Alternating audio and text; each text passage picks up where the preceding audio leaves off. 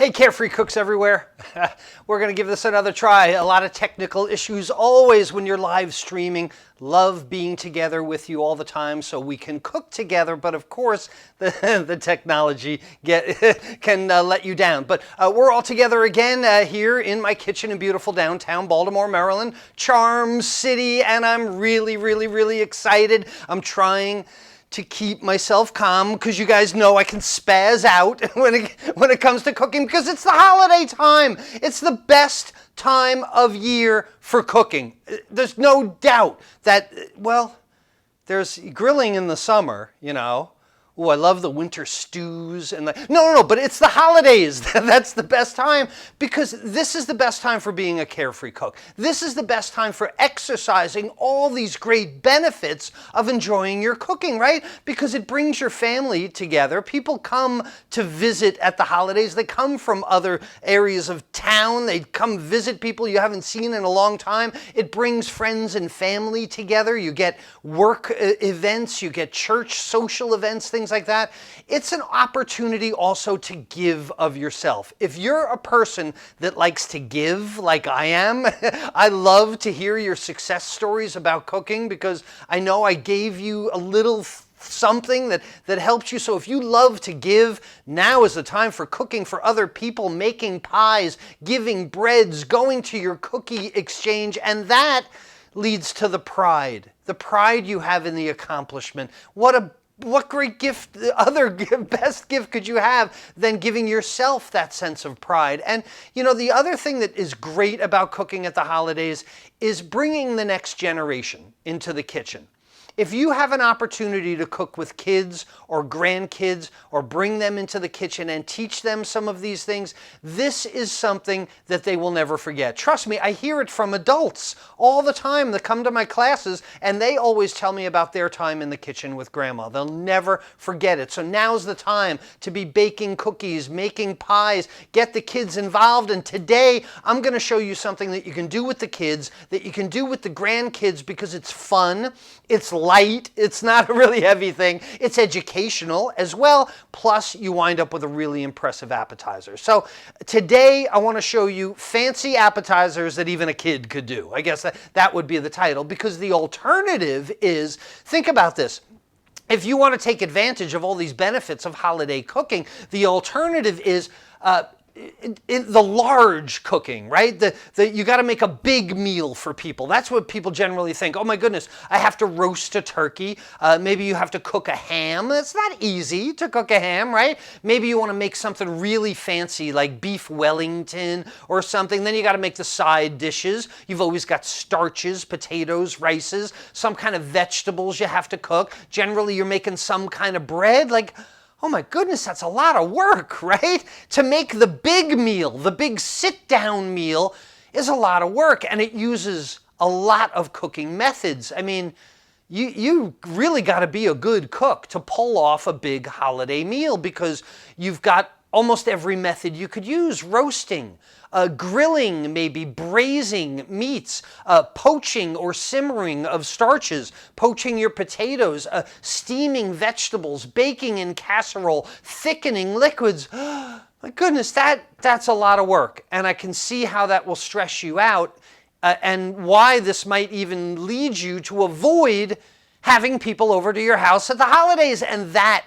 would be the biggest loss because then you lose all those benefits of great cooking that I was just telling you about. But let me tell you how we can solve all that. And that's with an hors d'oeuvres or an appetizer party, because that solves all of these problems. And I know, I'm heating my pan, and I know you're going to say to me, Chef Todd, you can't make a whole meal out of appetizers. I know my Uncle Jim is going to go, what's with the little frou-frou food? But I'm here to tell you that you can. You can make a filling, heavy kind of meal out of 2-bite items. And I spent years trying to figure this out in my catering company, and I eventually had a tremendous aha moment that I'm going to tell you about a little bit later, because appetizers makes things so much easier. Appetizers make it so that you can cook things ahead of time. I'm going to test my pan. All right, almost. Appetizers make it so you can cook stuff ahead of time, right? You can make, what I'm going to show you today, we can make well ahead of time and put in the freezer. A lot of appetizers stay hot much longer than like turkey or roasts, because you could have sauces or meatballs or crock pot or chafing dish, right, that you use. And plus, with an appetizer, you cook them off and then you're part of the party, right? Then you become part of the party instead of being the caterer. So these are all advantages of making these appetizers, and that's why, testing my pan, see that evaporation?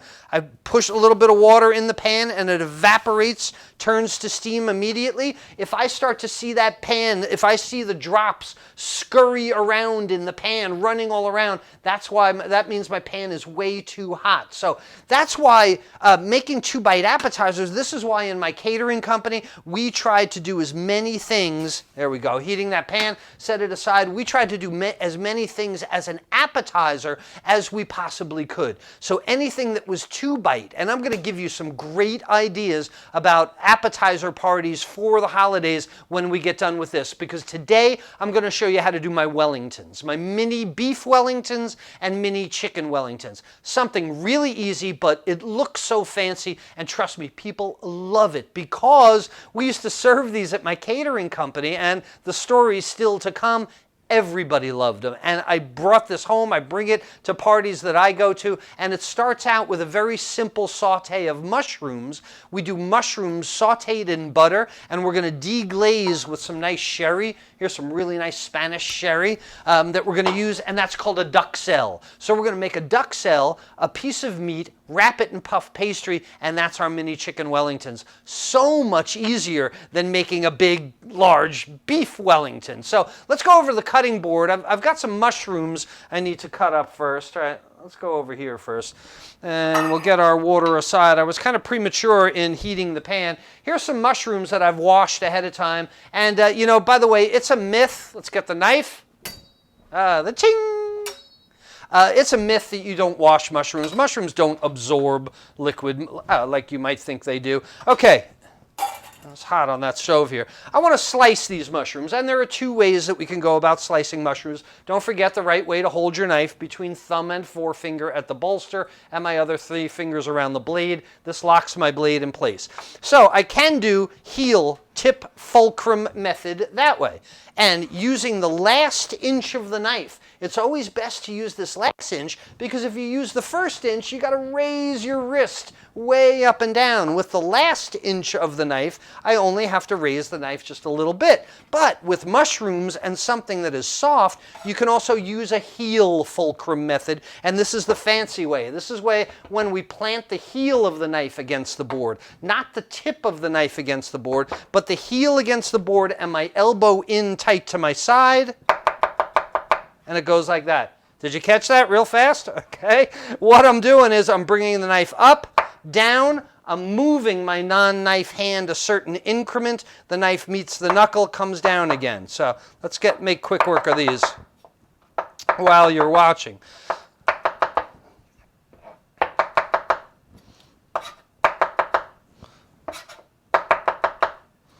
All right, now's when I need that hot pan. Move that back over to the heat. Okay. Now, I'm going to saute these mushrooms in butter, and I know a lot of times when you see me do the 9 steps in the basic saute method, you see me use olive oil, and of course olive oil has a higher smoke point than whole butter does, whole butter having the milk solids in it that burn at a much lower temperature. Okay, there's my mushrooms. Let's go back over to the pan here. So I don't want my pan quite as hot as I might want if I were using it for olive oil, and this is exactly the thing that I don't want. Okay? Oil in the water in the pan, and the bubbles scurry around before they evaporate. This is called the Leidenfrost effect, and the Leidenfrost effect means that the water is not evaporating; it is hovering above the surface of the pan, and your pan is too hot. So I usually pick the pan up and I swish it all around. I do the hokey pokey and I turn myself around. Okay, so keeping it off the heat for just a minute or so, and now it's time to, let's add a little bit of butter. I don't know what your definition of a little bit of butter is, okay, but that's my definition. I'm going to pick the pan off the heat again because it was too hot and swish that butter around, cover the entire bottom of the pan, and I've done a good job of keeping the butter frothy and yellow and not burning. Let's just go ahead and put all those mushrooms in the pan. All right.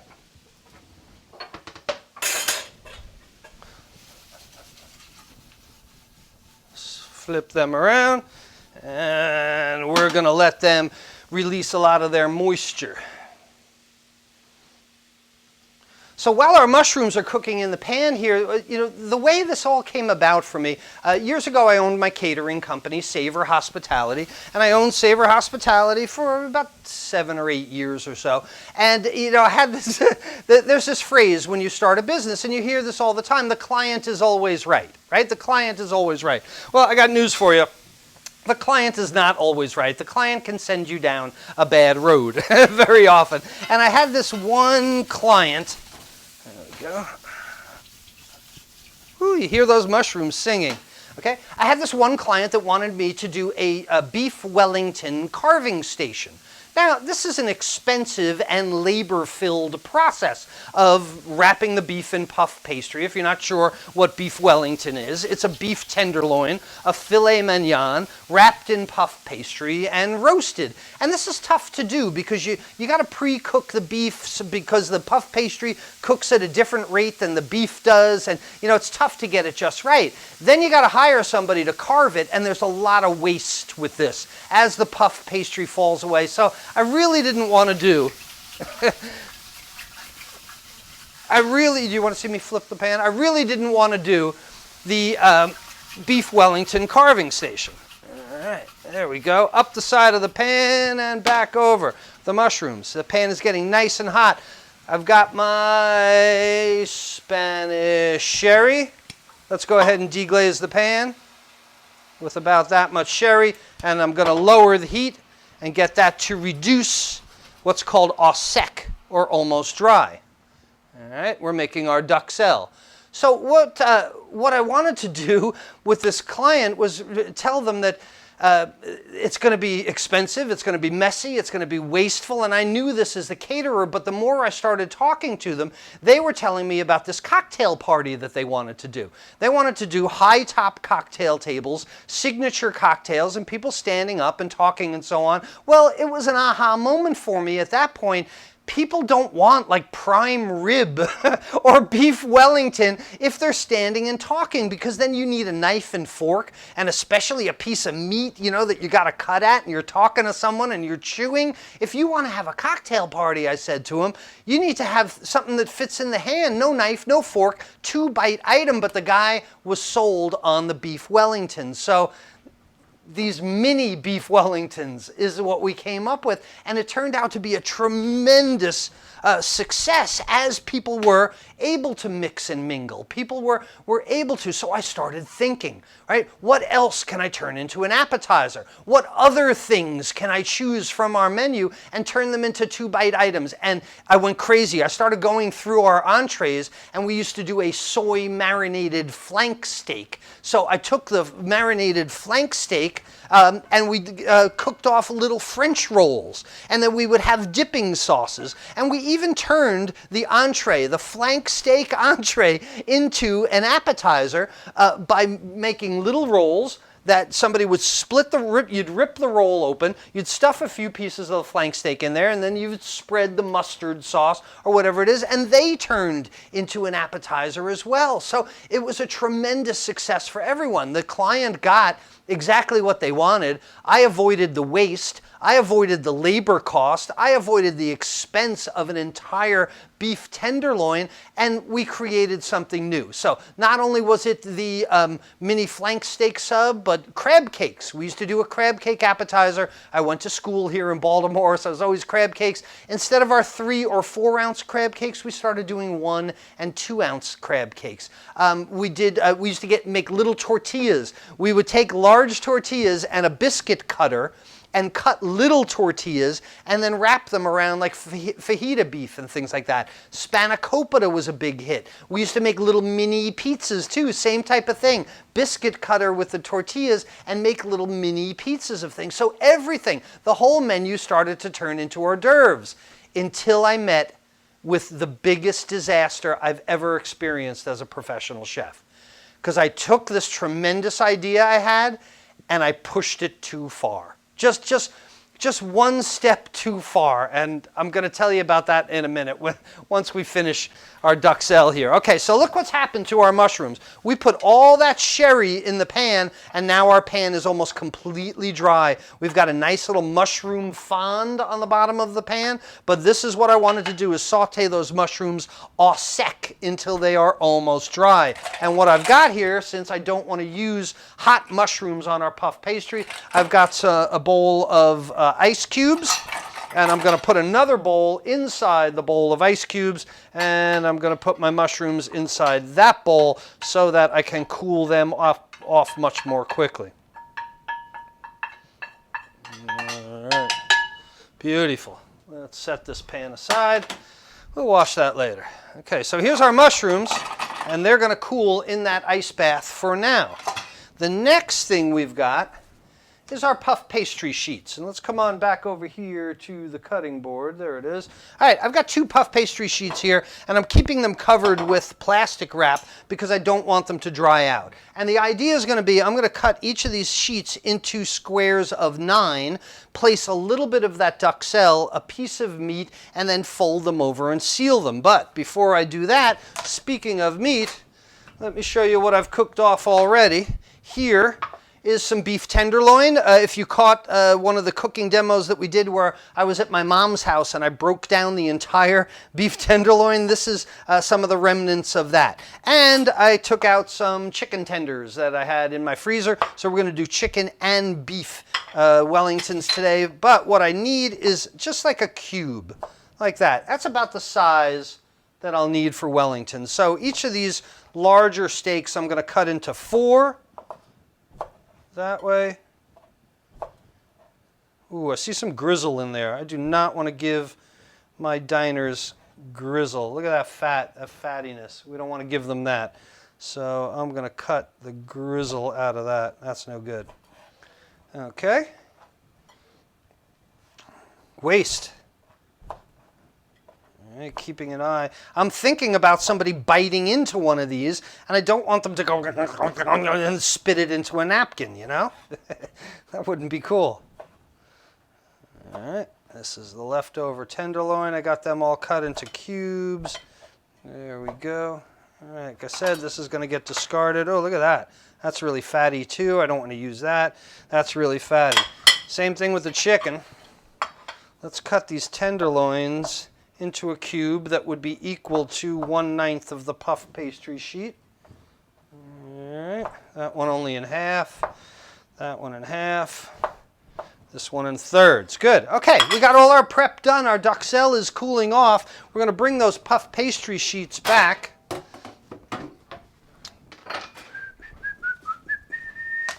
Okay, got them covered in plastic because they will dry out very quickly. It's like working with spanakopita.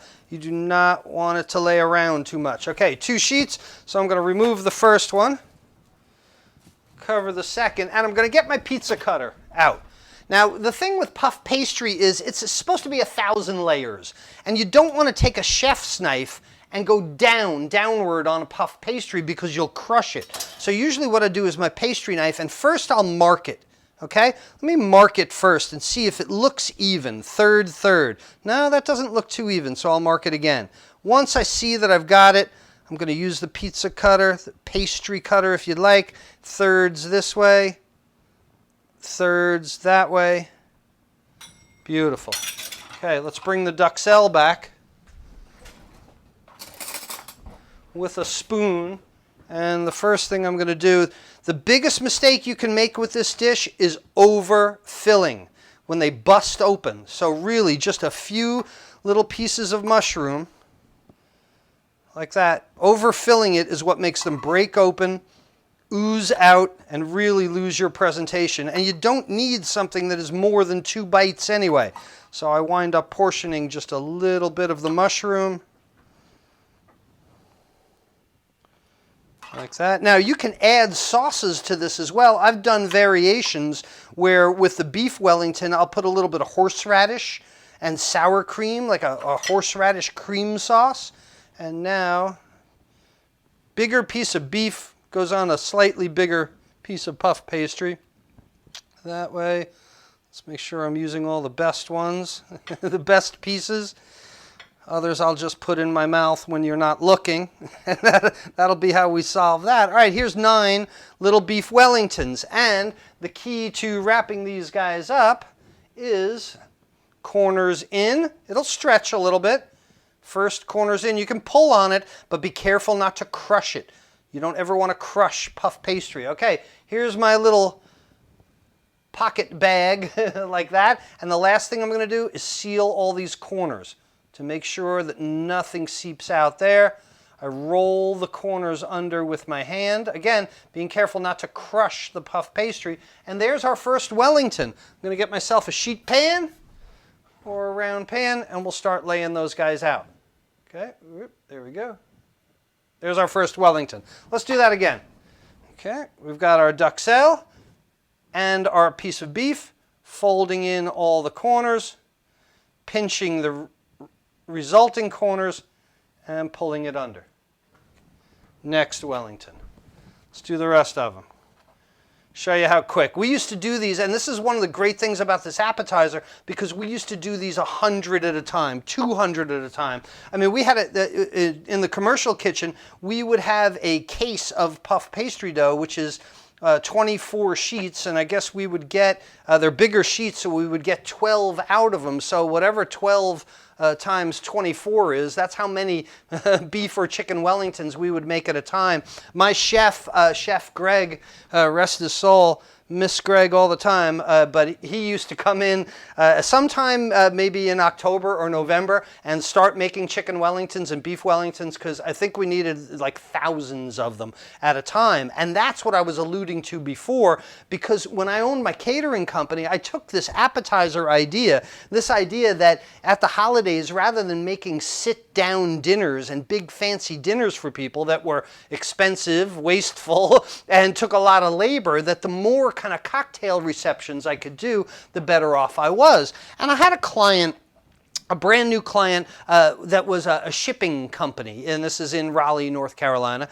And the woman, the administrative assistant, the person responsible for planning their holiday party, she came to me, called me, and she said that they wanted to have a really nice holiday cocktail party for their employees. And they had 1,000 people coming to this event. So this is 1,000 people. And I said, perfect, 1,000 people. If I have to do carving stations or plate up, how many waiters would I have to hire to serve 1,000 people at once? And even a buffet, you know, has a lot to do. So it's a perfect opportunity for my whole idea, right? This whole idea of appetizers being the best way to go. And she described this party just like the previous party, just like the guy that told me he wanted the beef Wellingtons. And it turned out to be a very elegant affair. Everybody was dressed really nicely. It was a gigantic hit. But now this company, she said they wanted the same kind of upscale event, and I actually brought some pictures for you. Let me show you what it is. So here is the event for 1,000 people, and this is at the fairgrounds, the North Carolina State Fairgrounds, and we're preparing food for 1,000 people. So what I did was I said, look, we're going to do these hors d'oeuvres, these appetizers. I know you wanted this really nice, elegant stand-up event. So what I did was an around-the-world menu. And as people started to arrive, more and more people coming in, filing in, we had like the Greek table where we did the spanakopita. We had a French table. We did an assortment of mini quiches. We had an Indonesian table where we did a chicken satay skewer that was really nice. The Mexican table was, I think we did little mini fajitas that day. We had an American table. It was Frank's in blankets, and it was a gigantic event. Oh, we even made a cookie mountain. 8,000 cookies we baked off, and we made the Swedish cookie mountain. There's a little skier on there somewhere, but this is a lot of people. they showed. They came. We were expecting 1,000 people, and I've done many, many, many of these cocktail events before where I know the number. It's roughly 8 pieces per person. In any of these type of events, people will eat 8 of these little appetizer things. But the people came, and they kept coming, and they kept coming, and they kept coming, and do you know what happened? They didn't want this cocktail party that they were talking about. They didn't want this small event that they had described to me. The company that hired me to do their holiday event was a trucking company. They employ truckers. They didn't tell me about this. They didn't tell me that their employees were truckers. So even though they said to me, I want this really nice classy cocktail event, and I knew that that was 8 pieces per person, and I'd always done it for years that way, I went ahead and made 10. We ran out of food in 45 minutes. 45 minutes on their holiday party, and they're all looking at me like, Chef, where's the food? You know, we're done with it already. And it took us weeks to make all that food. I couldn't make 1,000 more appetizers. We were done. So the lesson in this story was, I should have made better appetizers, I should have made things that were heavier. And you can think about this. Anytime that you're looking at, oh my goodness, I have a daunting holiday meal coming. I have something that is going to be so overwhelming with all the casseroles I need to make. Think about the way that you can make appetizers, how you can make these beef Wellington appetizers. Or let's go ahead and make the chicken ones. All right, here's my puff pastry again, the next sheet of puff pastry. All right, let's mark one there. That looks about even to me. Even though it looks about even, it never is. It's always a guesstimation. All right, so I've got my 9 pieces. Let's go back with the duxelle.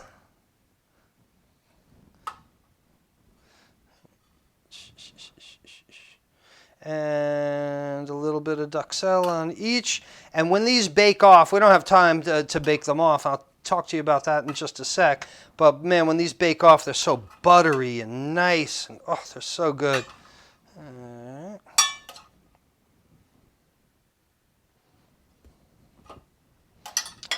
Okay, and I like using the chicken tenders for this. Chicken tenders are cheaper. They're still a very tender, cut. I wouldn't use thigh meat for this. Or I wouldn't use leg meat for it. But a piece of chicken on each of those. All right, and the same type of thing, right? We're going to pinch the corners that way. All right, and then pinch those corners in. Turn it over, pull it tight. And it will go on our tray with the rest of our beef Wellingtons. So from here, one of the things that you have to remember about with Wellingtons, with puff pastry, is they like a really high oven temperature. They like a really large oven spring. So since the meat is already cooked, it's fully cooked, we're not trying to cook the meat. You have to par cook the meat if you do this. You can't put raw meat in there. It'll be a bloody mess. Oh, a bloody mess. Literally a bloody mess. So you got to cook the meat first. Anyway, all you're doing is cooking the pastry. So 450 degrees Fahrenheit or above. What's that, 180, 190 Celsius? So you want a large, quick reaction for that puff pastry. And if you want them to brown up really nicely, a bit of egg wash, a beaten egg and a little bit of water, and wash the top of those pastries before they go in the oven, and they'll get a really nice crusty brown crust on them or not. So what does this all mean for you? Why am I going on and on about my chicken Wellingtons? Because you can host a party, right? You can make it a hit. It can be a tremendous party without having it to be a sit-down meal, without having waiters, without having a large family meal, right? And this is the way that you become the guest at your party and not the caterer. So if you're unfamiliar with what to make, this is just one example. These are my favorites, these mini Wellingtons, because like I said, a kid can do them. But if you're looking at what to eat, my Tuesday Talk Live from last week talks about appetizers, the 5 categories of appetizers. And this week, we also talked about potluck secrets. So here on this page on Chef Todd Moore on Facebook, look for those past live events as well. They'll help you with bringing the best things to your party. Because because knowing the 5 categories of appetizers can give you those inspirations to start creating an entire very filling meal, right? You can still have vegetables, bread, potatoes, starches, proteins in a meal, and everything can just be 2 bites and you don't have to worry about it. So have fun with it this year. Bring your kids into the kitchen as well and have them playing with the puff pastry, squeezing the corners together. They'll love it. And if you want to take advantage of really having a stress-free holiday this year, I'm still holding my holiday cooking success classes. If you go to webcookingclasses.com/turkey, Turkey, you can register for the next installment of the Holiday Cooking Success class and learn my secrets for reducing stress and exploding your confidence in the kitchen this year for the holidays. And I hope you go there as well. Chef Todd Moore, thanking you for so much for being with me today. Remember that you can have fun in the kitchen. The holiday cooking, holiday entertaining is the time that you show off your carefree cooking skills. So invite people over, invite friends in, take the best thing to the potluck, because most certainly there is a method to your holiday cooking success. We'll see you soon, everyone. Bye-bye.